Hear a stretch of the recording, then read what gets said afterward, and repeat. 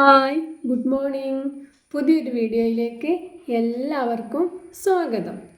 ഇന്നത്തെ വീഡിയോയിൽ നമ്മൾ എന്താ നോക്കാൻ പോകുന്നത്, നമ്മുടെ മക്കളെ ഇംഗ്ലീഷിലെ റീഡിങ് അതെങ്ങനെയാണ് പ്രോപ്പറായിട്ട് നമ്മൾ കൊണ്ടുവരേണ്ടത് എന്നാണ്. ഇംഗ്ലീഷിൽ റീഡ് ചെയ്യാൻ വേണ്ടിയിട്ട് കുറേ സ്റ്റെപ്സുകളുണ്ട്. ഈ സ്റ്റെപ്സുകൾ കറക്റ്റായിട്ട് അവർ ഫോളോ ചെയ്യുകയാണെങ്കിൽ അവർക്ക് ഫ്ലുവൻ്റായിട്ട് ഇംഗ്ലീഷ് സംസാരിക്കാൻ പറ്റും. ഇംഗ്ലീഷിൽ 26 ആൽഫബറ്റ്സ് ആണുള്ളത്. ഇവർക്ക് ഇതിൻ്റെ സൗണ്ട്സുകൾ നല്ല ആയിരിക്കണം. ഏത് ഉറക്കത്തിൽ നിന്ന് ചോദിച്ചാലും അവർ കറക്റ്റായിട്ട് അതിൻ്റെ സൗണ്ട്സ് പറയാൻ അവർക്ക് കഴിയണം. മലയാളത്തിൽ സ്വരാക്ഷരങ്ങളും വ്യഞ്ജനാക്ഷരങ്ങളും കൂടിയിട്ട് 50ഓളം അക്ഷരങ്ങളുണ്ട്. എന്നാൽ ഇംഗ്ലീഷിൽ 26 അക്ഷരങ്ങൾ മാത്രമാണുള്ളത്. ഇംഗ്ലീഷിൽ കൂടുതലായിട്ടും നമ്മൾ എഴുതാൻ ഉപയോഗിക്കുന്നത് സ്മോൾ ലെറ്റേഴ്സാണ്. മലയാളത്തിൽ ധാരാളം സ്വരാക്ഷരങ്ങളില്ലേ, അതുപോലെ തന്നെ ഇംഗ്ലീഷിലും സ്വരാക്ഷരങ്ങളുണ്ട്. ഇംഗ്ലീഷിലെ സ്വരാക്ഷരങ്ങളാണ് A, E, I, O, U. ഒന്നും കൂടെ പറയൂ. A, E, I, O, U.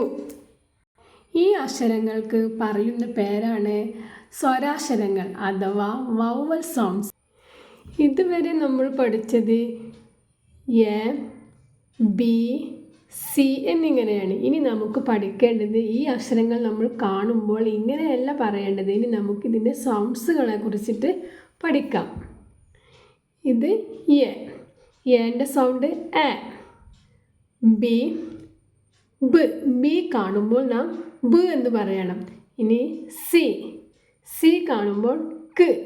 എല്ലാ കുട്ടികളും തെറ്റിക്കുന്ന ഒന്നാണ് സി. സിയുടെ സൗണ്ട് സ് എന്ന് പറയുന്നവരുണ്ട്. ഇനി സ് എന്നല്ല, ക്ക് എന്നാണ്.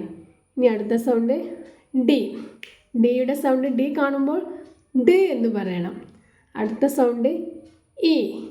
ഈൻ്റെ സൗണ്ട് എ. എഫ്, ഫ്.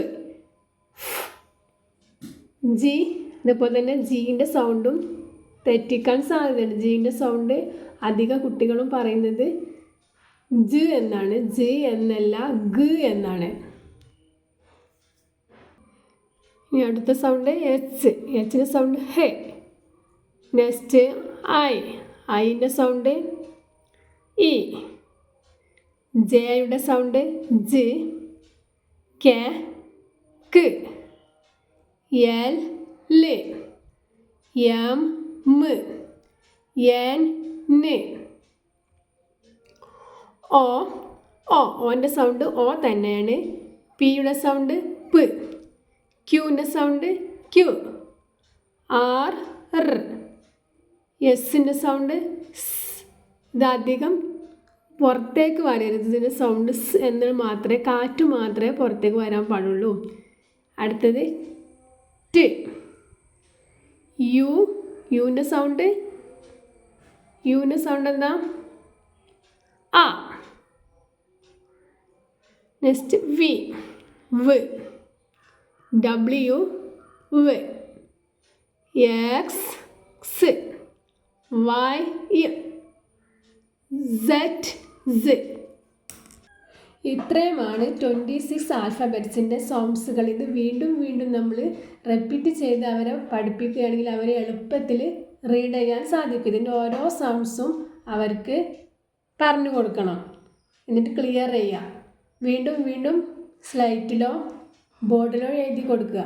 എന്നാൽ അവർക്ക് ഫ്ലുവൻ്റായിട്ട് ഇംഗ്ലീഷ് റീഡ് ചെയ്യാൻ സാധിക്കും. ഇനി അടുത്ത വീഡിയോ ആയിട്ട് വീണ്ടും വരാം.